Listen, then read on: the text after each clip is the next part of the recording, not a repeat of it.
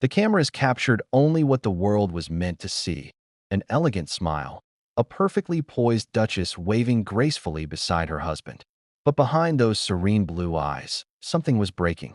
What if the person you love most, the one who shares your every triumph and secret, suddenly faced the unthinkable?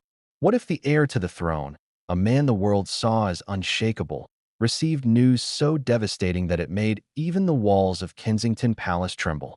Tonight, that's exactly what we're uncovering. Kate Middleton's calm has always been her armor. But recently, cracks have started to show. The rare canceled appearances, the sudden retreat from public life, the whispered apologies from Kensington aides. All of it points to a story that's far darker than anyone could have imagined. Sources close to the palace have used one word repeatedly: goodbye. But goodbye to what? To her royal duties? To her marriage? Or something far, far more final? Before we continue, please hit the like button, subscribe to the channel, and turn on the notification bell for updates. This isn't the polished fairy tale that the palace wants the public to believe. Behind those golden gates, something has shifted. The laughter has faded. The routines have been disrupted. And Kate, usually the very embodiment of steadiness, has begun to act like someone preparing for an ending. Every royal watcher feels it. Every photograph tells the same silent story. But the question is, why now? Why, after all these years of loyalty, devotion, and composure, does the Princess of Wales look like a woman saying her last goodbyes? It began subtly, as these things always do. A slight change in schedule here. A postponed engagement there. The press releases sounded harmless enough. Phrases like personal reasons or unexpected private matter. Yet for those who followed royal life closely, those coded words meant only one thing: crisis. Then came the photographs. Kate leaving a hospital quietly in the middle of the night. William seen exiting a private clinic, pale, tight-lipped, avoiding cameras. At first, it was assumed to be about King Charles's health, but this time, the focus wasn't the monarch. It was William. When the truth began to spread among the palace staff, whispers became gasps. William, the future king, the steady, disciplined, dutiful prince, had received a diagnosis that changed everything. And Kate, faced with the weight of that knowledge, made a decision that would shock the entire royal establishment. But before we get to that, let's rewind. Let's look at the subtle signs the world missed, the human cracks that appeared long before the story made its way into the headlines. Not long ago, during a visit to a children's hospice, Kate broke character for a split second. Surrounded by laughter and flowers, her eyes lingered on a small boy with a bandaged head, and tears welled before she turned away. Cameras caught the moment. It was over in seconds. But royal observers noticed. She looked like a mother carrying something too heavy to say aloud. One reporter wrote, could it be that she saw in that child the reflection of the fear she was living daily? Weeks later, she vanished from a major public event with no explanation. The palace's press office insisted she needed time to rest. But rest from what? Royal watchers began to sense that this wasn't fatigue or burnout. It was something medical, something private, and yet something impossible to keep secret forever. Now, the public facade is crumbling. Behind every royal smile, there's a story of human pain. The question isn't just, what's happening to Prince William? It's also, how much longer can Kate keep pretending that everything's fine? The tragedy of being royal is that grief cannot be hidden. Every canceled engagement becomes a headline. Every tremble in a voice becomes speculation. And every tear, no matter how quickly wiped away, becomes public property. Kate knows this better than anyone. She saw what it did to Princess Diana, how privacy vanished the moment compassion turned into curiosity. She once told a close friend that her greatest fear was losing the man, not the crown. But those two fears might be colliding at once. Because recently, something extraordinary happened behind palace doors. An emergency meeting, attended by senior aides and a doctor from a private London clinic, was called without public knowledge. William was there. So was Kate. So was the king. It was short, tense, and ended with Kate leaving in tears. Since then, she's been rarely seen in public without a visibly forced smile. But it's not just the visible sorrow that's raising eyebrows. It's her behavior. The way she's begun writing handwritten notes to staff after years of formality. The way she lingers longer with her children during morning routines. The way she clutches her wedding ring absent-mindedly during public events. These are not the actions of a woman preparing for business as usual. These are the quiet rituals of someone bracing for goodbye.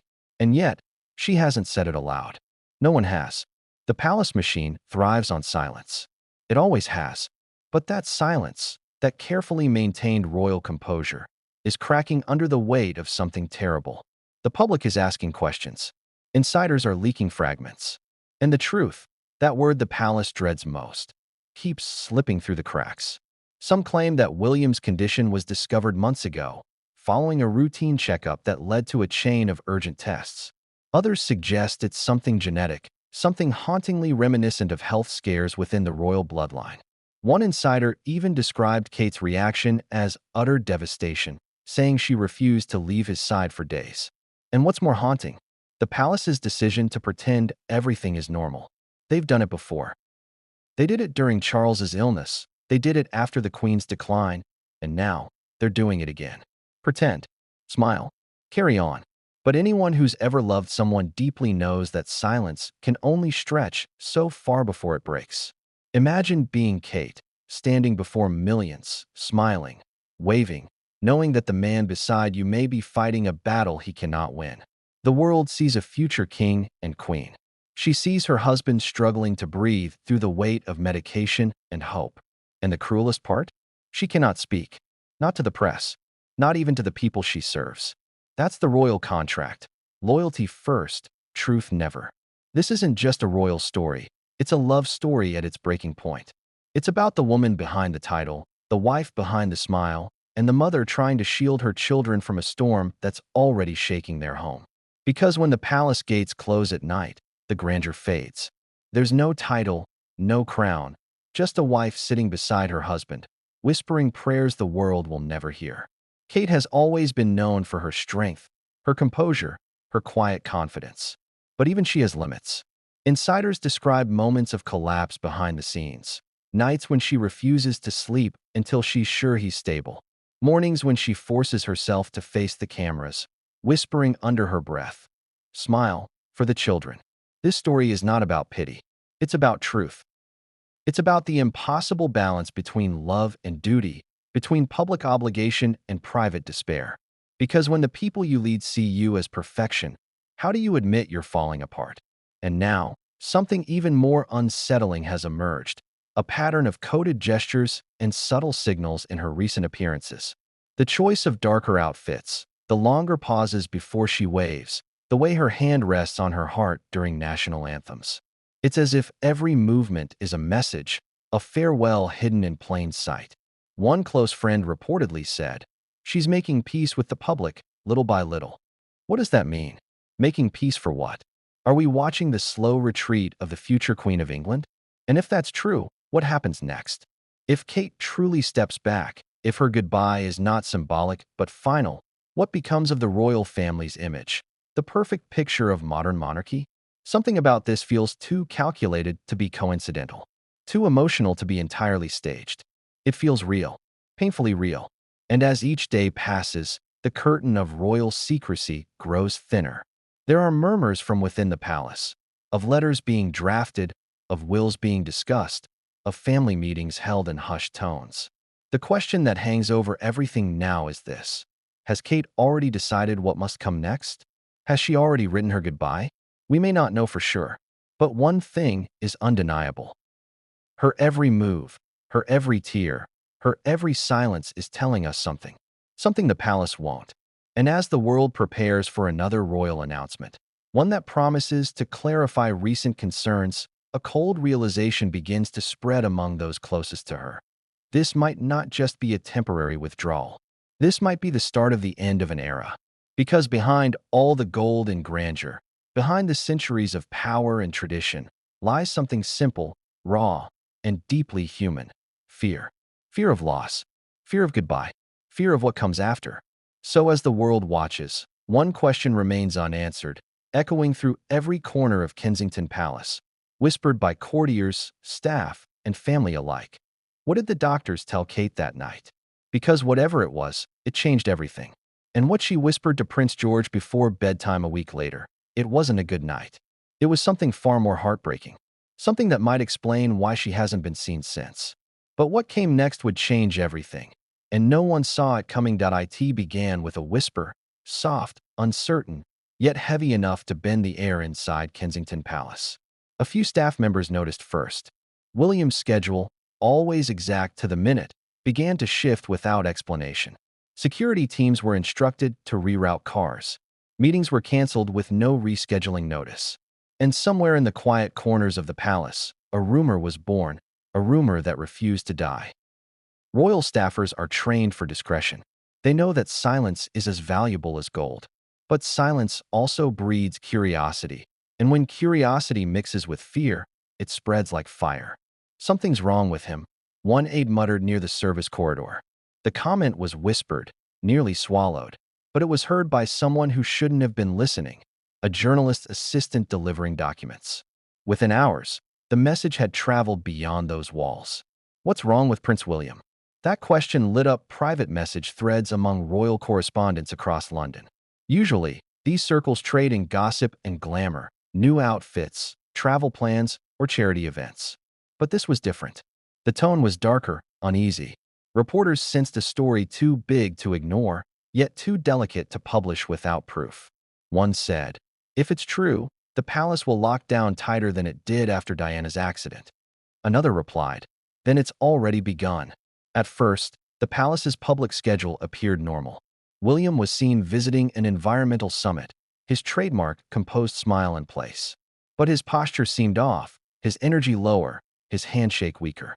For the first time, people began to notice how pale he looked beneath the camera's flashes. Kate stood beside him, radiant yet distant. Her smile flickered, forced. To the untrained eye, nothing was amiss. But for those who had followed her for years, that tiny, trembling hesitation in her gaze spoke volumes. Behind closed doors, tension rippled like electricity. The communications team received unusual instructions. No new appearances, no sudden statements, and absolutely no leaks. It was the kind of order that usually followed a scandal. But this wasn't about scandal. It was about something worse, something irreversible. For weeks, whispers filled every royal corridor. Security officers exchanged uneasy glances. Assistants carried sealed envelopes marked "personal" for His Royal Highness only. And at night, when the palace halls grew quiet, Kate was often seen pacing the same hallway over and over, hands clasped, eyes red, lips trembling as if reciting prayers. Some believe the first signs began months earlier, during a private family holiday in Norfolk.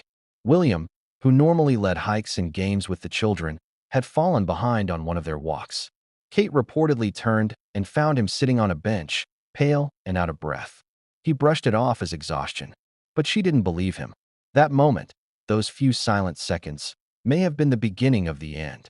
When they returned to London, Kate insisted he see a doctor. He resisted. "It's nothing," he told her. But William's stoicism, that royal stubbornness inherited from generations before him, had limits. Eventually, he agreed. That appointment changed everything. A royal insider later described the atmosphere at Kensington that evening. You could feel the dread before anyone spoke. It was as though the air itself was holding its breath. William had gone into that consultation as the steady heir apparent, the man ready to lead a nation.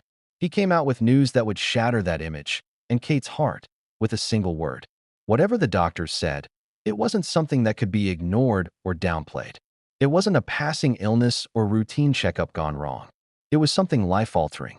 Afterward, Kate reportedly locked herself in her room for hours. William didn't leave her side. They didn't speak to staff. They didn't issue statements. They simply disappeared from the palace radar for several days. The silence that followed was deafening. The media, sensing something monumental but lacking confirmation, began to speculate. "Are the Cambridges hiding something?" tabloids asked. The palace responded with cold, formulaic denials. The prince and princess are attending to private family matters. But that only deepened the suspicion. Within royal staff circles, the whispers became louder and more dangerous. One aide claimed to have overheard a conversation between two senior courtiers mentioning a medical contingency plan. Another swore that an unusual meeting had taken place at Clarence House involving King Charles, discussing line of succession contingencies. Could it really be that serious? Could William's health be fragile enough to warrant that kind of discussion? Late one evening, a junior secretary stumbled upon a document she shouldn't have seen. A list of upcoming public engagements had been annotated in red ink. Several events, state visits, charity galas, and military ceremonies were crossed out beside the initials PW. The note beside them read, "Undertaken by HRH the Princess." Kate was quietly assuming more of his public roles. The next morning, William was nowhere to be found. The palace said he was resting at home, but insiders knew better. The motorcade had left Kensington under tight secrecy the night before. It headed toward a private medical facility in London, far from cameras and prying eyes. And that's when the whispers turned into panic. Palace protocol dictates that if a senior royal's health becomes critical, communication chains are activated immediately, security tightened, travel restricted, and statements prepared in advance. That system was activated briefly 2 weeks later. Staff phones went silent. Email access was restricted. A special press liaison was recalled from abroad. Whatever was happening inside those walls, it was serious enough to shake even the oldest royal hands. Meanwhile, Kate maintained appearances, smiling through gritted teeth at public engagements. She stood beside the king during an awards ceremony, her expression polite but distant. Reporters noticed she wasn't wearing her engagement ring that day, a ring that symbolized the legacy of Diana. The palace dismissed it as a simple adjustment for comfort. But the symbolism wasn't lost on anyone. One British columnist wrote, "Kate looked like a woman who'd already begun saying goodbye." And perhaps she had, because sources now reveal that in the privacy of their quarters, Kate began writing nightly letters addressed not to friends, not even to family, but to her children. Letters for the future, each one sealed, labeled, and hidden in a wooden box in her study.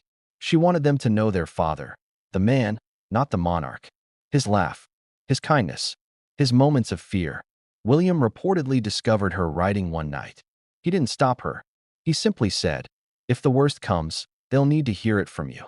What could drive a couple so devoted to silence, so bound by protocol, to such heartbreaking measures? Whatever diagnosis William received, it wasn't something that time or money could easily fix. And Kate, caught between love and duty, began preparing for a reality she never thought possible. But outside those walls, the media storm brewed stronger. Headlines screamed of royal health scares and marital strain. Yet the palace refused to confirm or deny. Each denial sounded more desperate, more hollow. In the middle of this, one of William's closest friends broke rank. Speaking anonymously to a journalist, he said, "It's not a scandal, it's tragedy, and it's tearing them apart." Within hours, palace lawyers sent warnings to several news outlets. But it was too late. The world now knew something was deeply wrong. And then, a mysterious letter surfaced. A British journalist received an unmarked envelope at his office. Inside, a copy of what appeared to be an internal memo referencing treatment schedule, His Royal Highness, Stage 2 protocol. The authenticity was never confirmed, but the implication was enough to ignite a frenzy. What kind of treatment? What was Stage 2? When confronted, the palace offered the same chilling phrase, "No comment." But in silence, there is confession.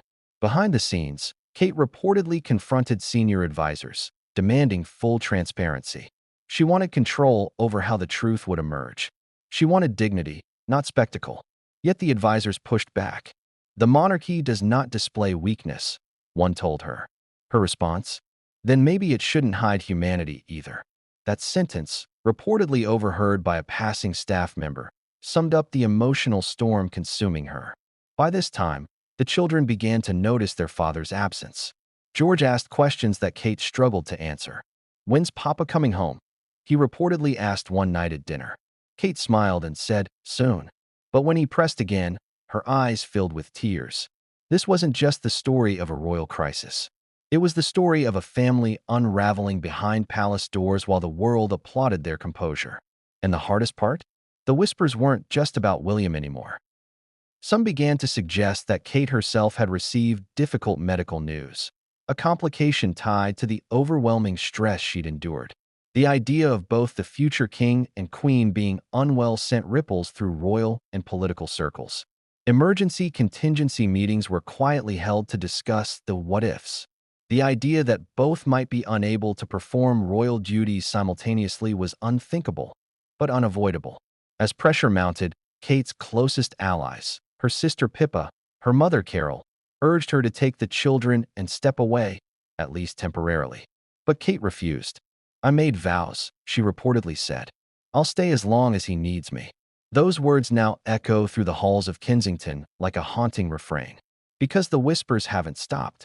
They've only grown louder. Staffers who once brushed off rumors as tabloid fantasy now look uneasy when William's name is mentioned. The palace gardens, usually filled with chatter, are unnervingly silent. Everyone is waiting. For news. For confirmation. For the moment the palace finally admits what everyone already fears. But as always, it won't come through an official statement. It will come, as it always does in the royal world, through a single, calculated photograph, an image that tells a story without words. And when that image appears, when the truth is finally impossible to deny, the world will understand what those palace whispers have been warning us about all along.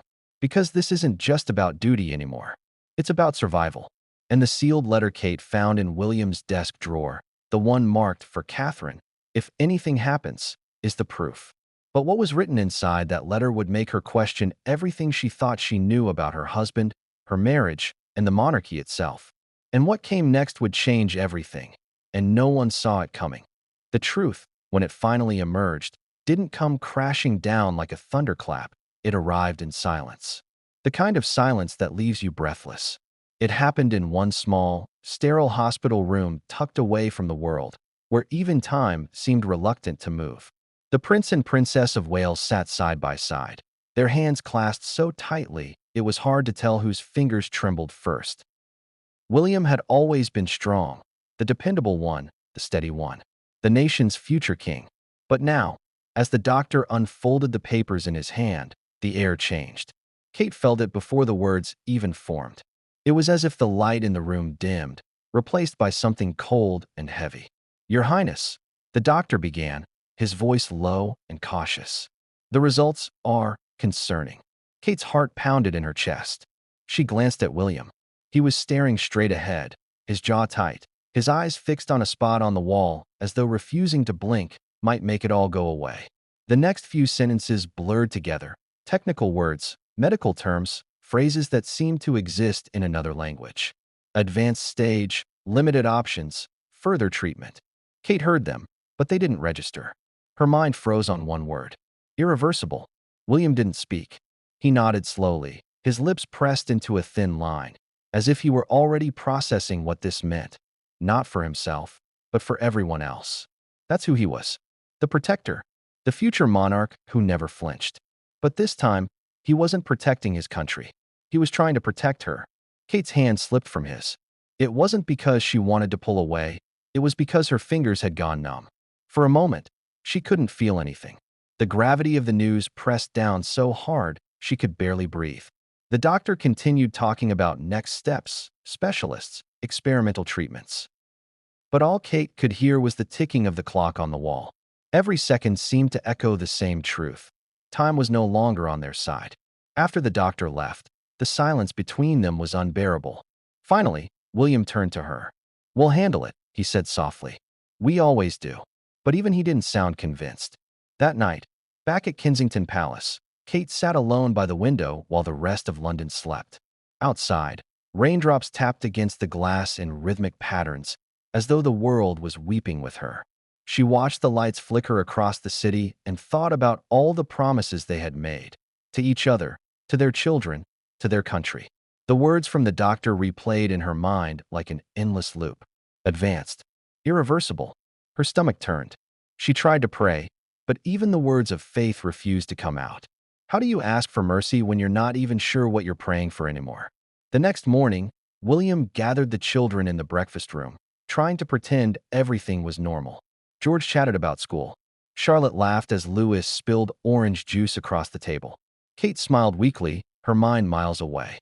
She kept watching William, studying every move, every pause, every wince. He was still playing the part, strong, calm, composed. But she saw what no one else did, the flicker of pain behind his eyes. Later that day, when the children were gone, She confronted him. "You can't keep pretending," she said. "I'm not pretending," he replied quietly. "I'm protecting them." Kate shook her head. "Protecting them from what? From the truth? From losing you?" He looked away. His silence was the answer. It wasn't just about sickness. It was about legacy, succession, and the monarchy's iron rule of secrecy. The crown had weathered scandals, divorces, and deaths, but illness? That was a threat to its image of eternal strength. Royals didn't get sick. Royals endured. But this was different. This was not an inconvenience to be managed. This was a storm no crown could shield them from. Within days, special advisors met in hushed sessions at Clarence House in Balmoral. Lawyers and doctors sat at the same table, discussing what could and couldn't be revealed. Some urged transparency. Others, older and colder, argued that the people don't need the details. One aide recalled that William cut through the argument with a single line, "I'm not a headline. I'm a father." That statement would never be released publicly, but it echoed through every office of the palace. For the first time in generations, a future monarch was confronting not politics, but mortality. And Kate was left trying to hold together what little pieces remained. She threw herself into structure. Meetings, briefings, engagements, the illusion of normalcy.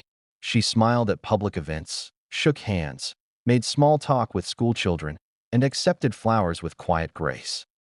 But when the cameras turned off, she would retreat into silence. Friends tried to reach out. Some offered distraction, others comfort. But Kate refused visitors. Even her mother, Carol, was turned away from the palace one evening. Kate's only explanation was, "I need to think."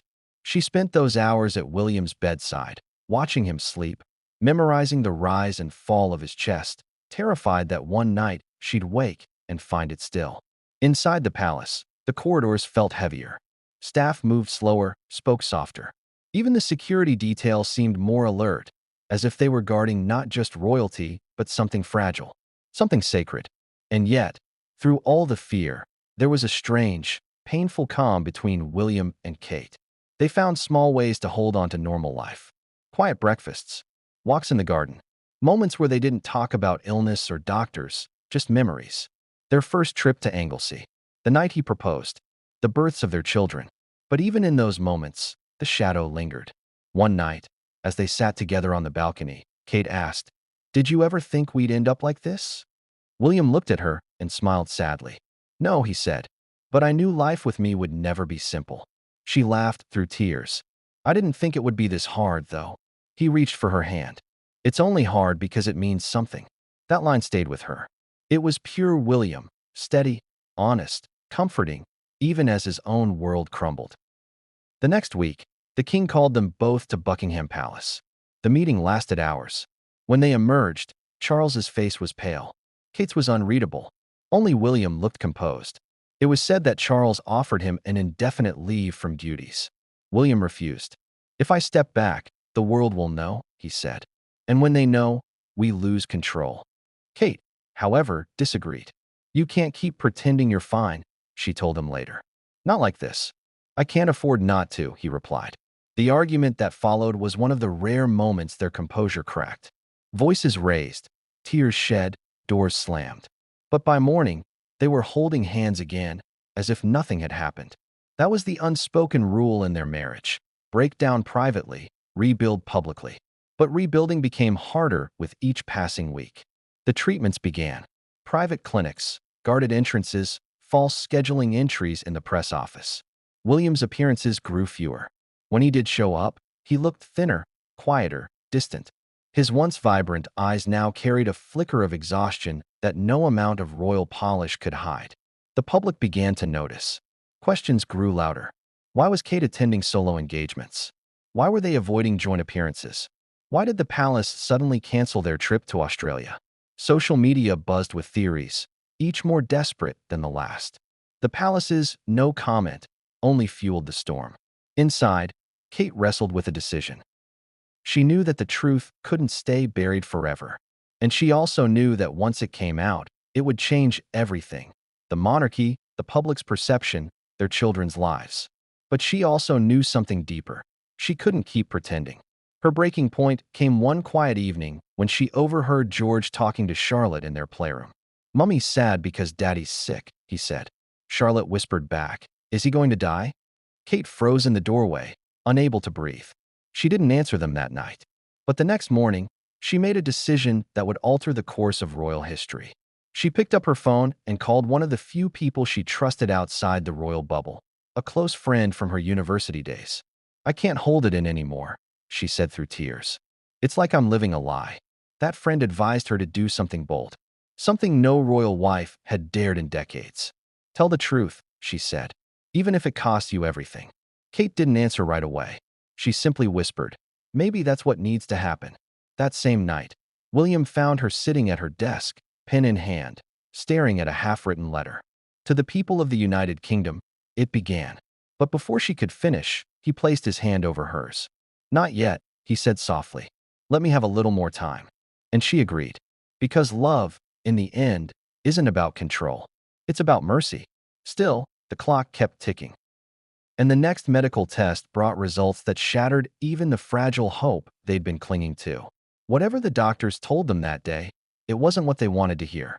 Kate left the hospital with swollen eyes and trembling hands. William walked slower than usual, gripping her shoulder for balance. Cameras caught them from afar, but the palace quickly denied it was them. Yet those who saw the footage knew. They could see the heartbreak in her posture, the defeat in his. The next morning, a quiet memo was circulated within palace staff. It contained one line that sent chills through everyone who read it.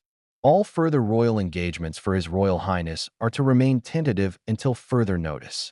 No explanation, no elaboration, just silence. The diagnosis wasn't just medical, it was historical. Because for the first time in modern memory, the future king's health had become a matter of state secrecy.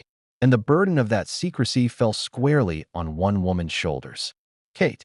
But what she decided to do with that burden would define not only her marriage, but the very future of the crown. Because when she discovered what William had hidden from her in those first few weeks, the full truth of his condition, and the letter he wrote to her before telling anyone else, it changed everything. And that letter would make her question not only his illness, but the very foundation of trust that their marriage and the monarchy was built upon.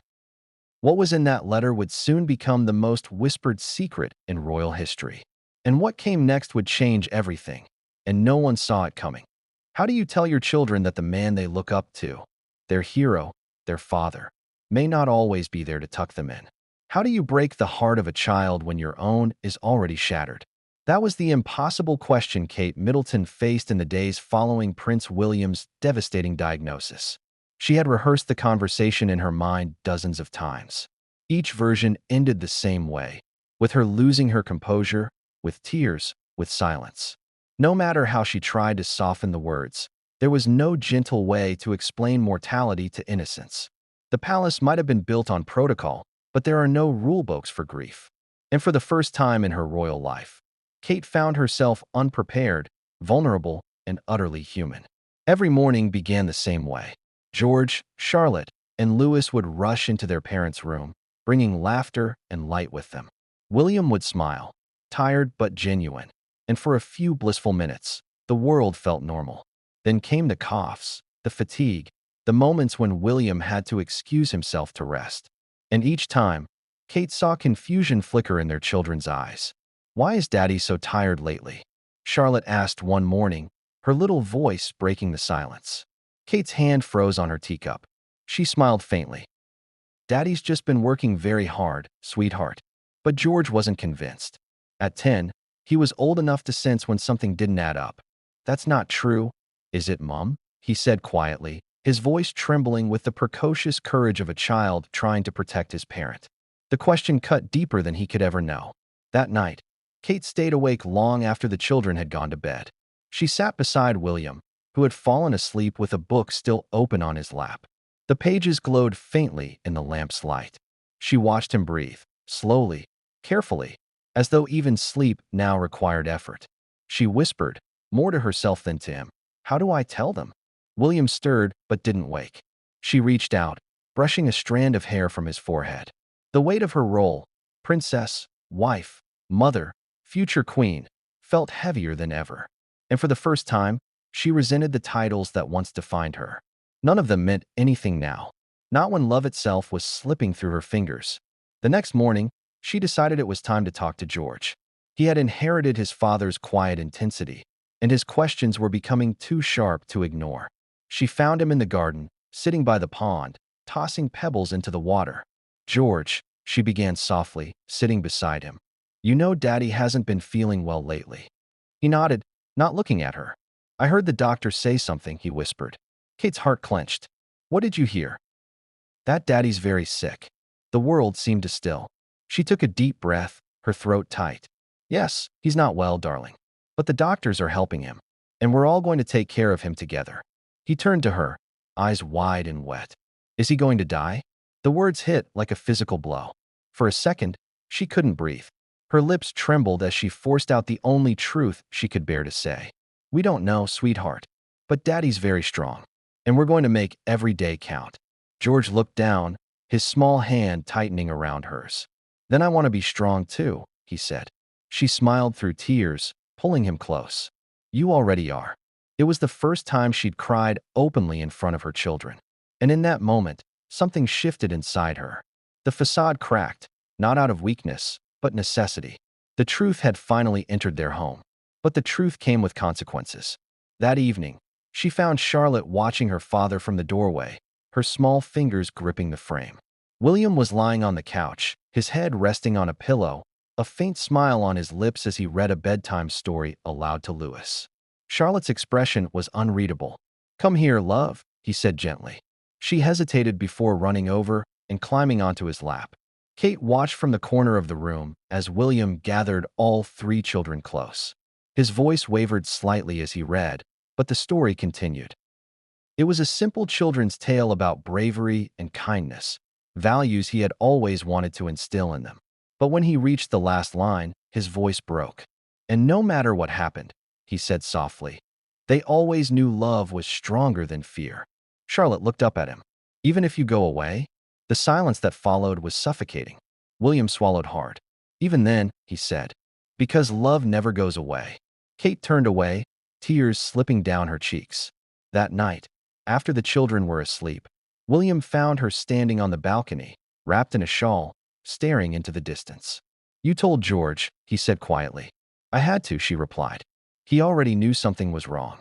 He nodded slowly, joining her. "You did the right thing." She turned to him. "Did I?" "Because now they're scared. Charlotte keeps waking up at night. George won't go to bed until he's sure you're home. They're children, William. They shouldn't have to carry this." He looked at her, his eyes tired but steady. "Neither should you." That broke her. She buried her face in his chest, sobbing softly as he held her. For the first time since the diagnosis, she let herself unravel completely. The weight of motherhood, of marriage, of monarchy, all of it came crashing down. "I can't do this without you," she whispered. He kissed the top of her head. "You won't have to." But she knew, deep down, that was a promise he might not be able to keep. The following week, she began recording messages, private videos for her children to keep someday. Not of grief, but of memories, laughter, bedtime stories, lessons about kindness, courage, and grace. She wanted them to remember this version of their parents, alive, loving, present, not the one marked by sickness and fear. One night, while filming, William walked in unexpectedly. She froze, embarrassed, wiping her eyes. "What's this?" he asked with a faint smile. She hesitated. "Something for the children. Just in case." He looked at her for a long moment before nodding. "Then let's do it together." They sat side by side on the sofa, the camera recording as they spoke to their future selves.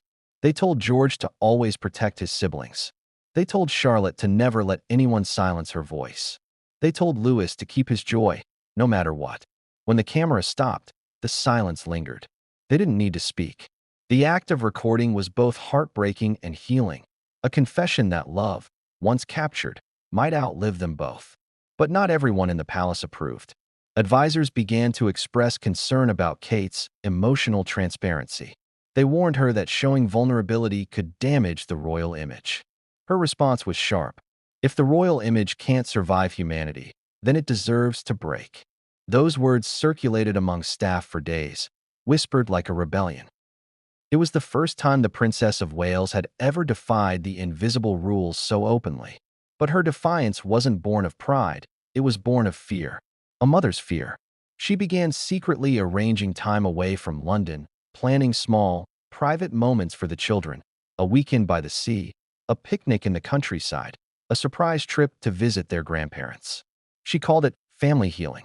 William called it escape. But even in those brief escapes, the illness followed them. William's strength came and went in waves. Some days he laughed and played as though nothing were wrong. Other days, he could barely stand. Kate watched helplessly as his energy faded, knowing each episode was a reminder of what she could not control. Then came the night that changed everything. It was past midnight when she was awakened by a sound, soft but urgent. She turned and saw William sitting on the edge of the bed, breathing heavily, his face pale. "Will?" she whispered, panic rising. "I'm fine," he gasped, trying to steady himself. But she knew he wasn't. She reached for the phone, calling for help. Within minutes, doctors were rushing through the royal residence. George, awakened by the commotion, appeared at the door in his pajamas. "What's happening to Daddy?" he cried. Kate knelt down, holding him close as the doctors worked behind her. "He's okay, darling. He just needs a bit of help, that's all." But even as she said it, she knew it wasn't true. When the doctors left and the crisis passed, Kate sat alone beside William's bed, her hands shaking. He was asleep, his breathing shallow. The fear she had been holding in for weeks finally erupted. She broke down completely, sobbing into her hands, whispering the same words over and over. "Please don't leave us. Please don't leave us." By morning, she had made up her mind. She couldn't protect her children from the truth forever, but she could prepare them for it. And so began what palace insiders would later call the goodbye ritual. Each evening, before bed, Kate would spend a few minutes alone with each of her children. Sometimes she read to them. Sometimes she simply listened. But always, before turning out the lights, she would whisper a phrase that would soon become their private family code. "Love is forever." It was simple, gentle, eternal. And though the children didn't fully understand it yet, one day they would. That was her way of preparing them for the moment she feared most, the day William might not wake up beside them. But as the days passed, Kate began to notice something new. William's condition wasn't just affecting their family. It was starting to fracture the palace itself. Staff loyalty was shifting. Advisors were clashing. Rumors about succession were growing louder. And as Kate watched this storm build around her, she realized something devastating. She might have to make a choice no mother should ever face. Protect the truth or protect her children. And whichever choice she made would change everything. Because the letter William left hidden in his study, the one she hadn't yet opened, held the answer she feared the most. And what was written inside that letter would tear apart everything she thought she was saving. But what came next would change everything, and no one saw it coming. There it was. 7 words, pressed into the paper with such force the ink nearly bled through. The sentence that would divide public opinion, rattle investigators, and haunt everyone who ever believed in the royal love story. "This isn't about love, it's about legacy." Those words weren't scribbled impulsively. They were underlined twice. Not a single other line in the entire document had been emphasized. Just that one. It was deliberate, almost ceremonial. Like a statement meant to be remembered. The analyst studying the handwriting noted the precision of the underlines. The first stroke was firm, confident. The second, sharper, heavier, leaving a faint indentation beneath the parchment. It wasn't casual. It was conviction. The line sat alone, surrounded by empty space. No additional sentence before or after it, as though the writer wanted it to stand apart, like a thesis in a manifesto. And perhaps that's exactly what it was. When the investigative team read it for the first time, they didn't speak for nearly 30 seconds. Silence stretched across the room, heavy and electric. Everyone understood what it implied. If this line was genuine, if Meghan had truly written it before entering royal life, it meant she had defined her intentions years before she ever met Prince Harry. It wasn't love that drove her. It was legacy. But what kind of legacy? The forensic linguist brought in to analyze the text said something that chilled the room. The writer doesn't use legacy in the sense of remembrance. She uses it in the sense of possession. Legacy here is not something she leaves behind. It's something she owns. That distinction changed everything. Legacy is ownership, power, permanence. It suggested that Meghan wasn't planning to belong to the royal story. She was planning to rewrite it. Investigators began comparing this line to her later public statements. One from a 2019 interview stood out. "You can be the author of your own life story." To most, it was an inspirational soundbite. To the analysts reviewing the letter, it was an echo, a line rehearsed years before the cameras ever rolled. The psychologist assisting the investigation called it the declaration of a strategist. She explained it this way: when people talk about love, their language softens, fluid, emotional, uncertain. But when they talk about legacy, they sharpen, they plan, they envision outcomes. That was the essence of the line, a clear boundary between emotion and empire. But the question wasn't just why she wrote it. The question was when. The paper's watermark was traced to a boutique London stationery company known for supplying personalized stock to elite clients. Purchase records showed a bulk order in Meghan's name dated April 2015, the same month the letter was written. But Meghan was in Toronto then, filming Suits. She had no documented business or personal reason to be ordering luxury British stationery. Unless, of course, she was already writing to someone in London. That discovery reignited suspicions that she had been in communication with individuals connected to royal or political circles long before her supposed blind date with Prince Harry. The theory gained traction when investigators compared that phrase, "This isn't about love, it's about legacy," to notes recovered from her digital archives. One of those notes, dated weeks after the letter, contained a single line typed in her personal journal app. "Legacy, love.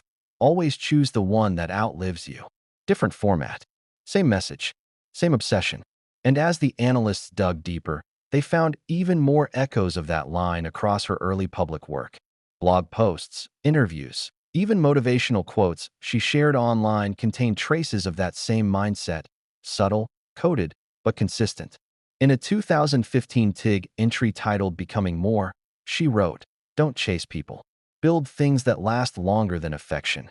It sounded harmless then, empowering, even. But in context, it felt eerily similar to the mindset captured in that underlined sentence. The more they examined it, the more the investigators realized this wasn't just a phrase. It was her philosophy. But why underline it twice? Why make it stand out in a letter otherwise devoid of emotion? A handwriting analyst who'd studied political documents and psychological manifestos explained it best. Double underlines are a signal of finality. The writer isn't emphasizing, they're declaring. It's an oath. An oath. That word made the room colder. Because if the phrase was an oath, then everything that followed, the romance, the marriage, the exit, could have been steps in a vow to legacy, not love. The line's placement also told a story. It appeared roughly 2/3 into the letter, following several paragraphs about influence, access, and timing. In narrative structure, that's the climax, the turning point where a character reveals their true intent. And that's exactly how the investigators interpreted it. As the moment the mask slipped, they began calling it the underline oath. What they didn't expect, however, was what came next. When the FBI ran a comparative language analysis across other communications, they discovered that the same phrase, almost word for word, appeared in an encrypted message sent from Meghan's personal email to an associate in the media industry. The message read, "L, trust me, this isn't about love, it's about legacy. Keep everything under control." The message was dated 2016, a year before her engagement, a year before the fairy tale began. Now, this could have been coincidence. Maybe she used the same phrase metaphorically, expressing frustration about her career, not her relationship. But context didn't support that.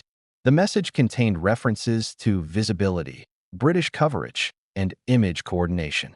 And those references aligned too neatly with the timeline of her first introduction to London's elite circles. At that point, the investigation turned forensic. Analysts mapped out every instance of the word legacy across her documented communications. It appeared 43 times. The word love?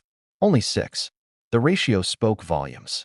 It painted a picture of someone whose emotional vocabulary was built around influence, control, and permanence, not affection or intimacy. But there was one more discovery that cemented the meaning of that line forever. When agents re-examined the letter under ultraviolet light, they noticed faint residue beneath the underlined words. as if the writer had once written something else, erased it, then replaced it. Through chemical analysis, they recovered fragments of the erased sentence. It read, "This isn't about happiness, it's about history." That had been the original line. She had changed happiness to love and history to legacy. That change wasn't small. It was seismic. It meant she'd shifted the focus from personal fulfillment to relational conquest, from history, a shared story, to legacy, a personal monument. One investigator whispered, "She upgraded the word." It was chillingly true, because that's what the whole letter seemed to do. Take common human feelings and upgrade them into instruments of strategy. In her world, love wasn't emotion. It was leverage. That understanding reframed every future event in the royal timeline. The engagement interviews, the public speeches, even the teary confessions in later documentaries, all of it took on a new shade of meaning. Was it possible that every emotional beat had been meticulously curated to feed the legacy she'd already written about years before? One royal historian working alongside the team said something that perfectly summarized the weight of that discovery.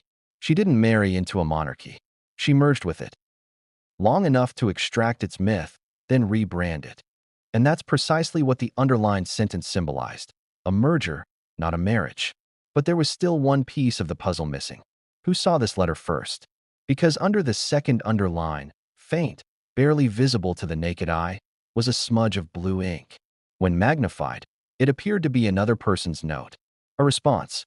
3 words: understood and agreed. It wasn't Meghan's handwriting. And that discovery changed everything. Someone had seen the letter. Someone had written on it. That small, faint annotation proved the letter hadn't been hidden away immediately. It had been read, acknowledged, and possibly acted upon. Investigators launched a new phase, tracing who might have written that note. The ink was analyzed, the handwriting compared to known samples of staff, aides, and intermediaries. It didn't match any of the Hollywood circle. It matched someone else entirely, a member of the royal household. Specifically, someone who had once handled external correspondence for high-level introductions, the very person rumored to have arranged the blind date. Suddenly, everything connected. The stationery ordered in 2015, the encrypted messages from 2016, the underlined sentence with a mysterious, understood, and agreed. The pieces fit too neatly to ignore. And if that handwriting match was accurate, if that royal insider had truly read and acknowledged that letter, it meant one terrifying thing. Someone inside the palace knew. They knew about her ambitions, her philosophy, her legacy plan, and they didn't stop it. They may have even helped her. That revelation shattered the investigation's focus. What began as a probe into a private letter now evolved into an inquiry into possible collusion, a covert understanding between a royal insider and an outsider who saw the monarchy as a stepping stone, not a home. It made sense of something many royal staff had whispered for years, that certain individuals in the palace saw Meghan's arrival as a refreshing modernization, a chance to humanize the monarchy for a new generation. They didn't realize they were helping orchestrate their own undoing. The underlined sentence was more than a declaration. It was a warning. It wasn't about love, it was about legacy. And legacy, as Meghan once wrote, requires disruption. That disruption was now in motion. Because if someone inside the palace had seen that line and written, understood, and agreed, then the royal institution itself had unwittingly approved the very plan that would later dismantle its image. But that note, that faint annotation, wasn't the only mark found on the letter. There was something else, hidden at the bottom corner, barely visible until the page was tilted in the light. A small, precise symbol, a 5-pointed star drawn in blue ink. It matched the signature symbol used by A, Meghan's Hollywood confidant, in her own correspondence. That meant A had seen the letter too. Both worlds, Hollywood and the palace, had touched this one piece of paper. And that connection, however fragile, was enough to prove the unthinkable. Meghan's legacy plan wasn't conceived in isolation. It was built through collaboration. The double underline wasn't just emphasis. It was alignment. And now, investigators had to find out how far that alignment went. Because somewhere between the star at the bottom and the royal note in the margin, there was a hidden message, a truth about who helped Meghan cross from actress to duchess and from duchess to global brand. But the real revelation wouldn't come from the letter itself. It would come from the person who admitted to delivering it. And when that name surfaced, it would shake both Hollywood and the palace to their core. Because it wasn't just anyone. It was someone with direct access to both worlds. And their role in Meghan's legacy plan would change everything we thought we knew. Everything. Kate had been summoned before dawn. The message arrived not through an aide, not through email, but through a quiet knock at her door. A senior royal equerry stood in the corridor, his face pale and strained. "Her Majesty wishes to see you privately," he said softly. There was no need to clarify which Her Majesty he meant. Kate's pulse quickened. This wasn't the kind of invitation one declined. When a monarch requested a private audience, it usually meant one of two things: a matter of duty or a matter of danger. And Kate, still shaken from the long night of William's health crisis, already feared which this would be. The ride to Windsor Castle was silent. Morning fog draped the grounds like a shroud, muting the world in gray. As the car passed the gates, Kate's reflection in the window looked almost unfamiliar. The woman staring back at her was no longer the glowing duchess who had enchanted the public for over a decade. Her eyes were rimmed with exhaustion, her posture stiff with the kind of pain that no posture coach could correct. When she arrived, the castle was eerily quiet. She was led down long, echoing corridors to a small private sitting room overlooking the East Terrace gardens. And there, by the window, stood Queen Camilla. "Catherine," the Queen said, turning slowly, her tone unreadable. "Thank you for coming." Kate curtsied. "Of course, Your Majesty." Camilla studied her for a moment before gesturing toward a chair. "Sit down, my dear. We have much to discuss." The Queen's voice was calm, almost too calm, like someone who'd spent all night rehearsing restraint. Kate sat, her hands folded tightly in her lap. "I imagine you know why you're here," Camilla began. Kate's throat tightened. "If this is about William—" "It is," the Queen interrupted softly. "And about you." The room fell silent again. Only the ticking of a gilded clock broke the tension. Camilla took a seat across from her, removing her glasses. "I've received reports from Kensington. Your husband's health is delicate." "I'm sorry, Catherine. Truly I am." Kate swallowed hard. The Queen's words were carefully chosen, but her eyes betrayed something deeper: fear. Not for William as a man, but for what his illness represented: instability, uncertainty, the kind of weakness monarchies weren't built to display. "Has the king spoken to you?" Camilla asked. Kate nodded faintly. "Yes, he's aware of everything." Camilla sighed, rubbing her temples. "Then you understand the predicament we're in. The future of the crown depends on discretion. If this gets out prematurely, if the public senses even the faintest loss of control, we risk chaos." Kate met her gaze. "So we keep lying?" Camilla's eyes narrowed slightly, though not in anger, more in surprise. "It's not lying, my dear. It's preservation." "Preservation of what?" Kate asked quietly. "The monarchy or my husband's dignity?" That landed like a dagger. The Queen's expression shifted, a flash of irritation breaking through the poise. "You think I don't understand?" she said, her voice tightening. "I watched this institution destroy a woman once. I won't let it happen again. Not to you. Not if I can help it." Kate blinked. The reference to Princess Diana hung in the air between them. It was the first time Camilla had ever spoken of her so directly. After a long silence, the Queen leaned forward, her tone softening. "The public must not know the full extent of William's condition yet. We need time to manage the transition, quietly, carefully. The king has authorized certain contingency discussions." "Contingency?" Kate repeated, her voice breaking slightly. "You're already discussing succession?" Camilla hesitated. "It's not about replacing him, Catherine. It's about preparing for every possibility. You must understand how fragile this moment is." Kate's hands clenched in her lap. "He's still here. He's still fighting." "You talk as if he's already gone." Camilla sighed. "I talk as someone who has seen what happens when we wait too long to face reality." The words stung. Kate stood abruptly, pacing toward the window. Outside, the fog was lifting, revealing the faint outlines of the gardens below. Children were playing in the distance, carefree, unburdened by the world's expectations. "Do you know what it's like to look at your children and wonder if they'll grow up without their father?" she whispered. "Because I do. Every morning." Camilla's voice softened again. And do you know what it's like to lead a country that tears apart its own family when it smells weakness? Because I do. Kate turned sharply. Then maybe the family shouldn't be pretending it's made of stone. That stopped the queen cold. For a moment, neither woman spoke. Then Camilla rose, slowly, deliberately. You're not wrong, she said quietly. But you're still a royal. And we don't get to choose honesty over duty. Kate's lip trembled, but she held her ground. Maybe we should. Camilla studied her again, something almost maternal flickering behind her composed mask. You remind me of her, she murmured. Diana. The same fire. The same foolish courage. Kate's breath caught. And where did that courage get her? Camilla didn't answer. Instead, she walked to a small desk in the corner, opened a drawer, and pulled out a sealed envelope. The paper was thick, embossed with the royal crest. She held it out toward Kate.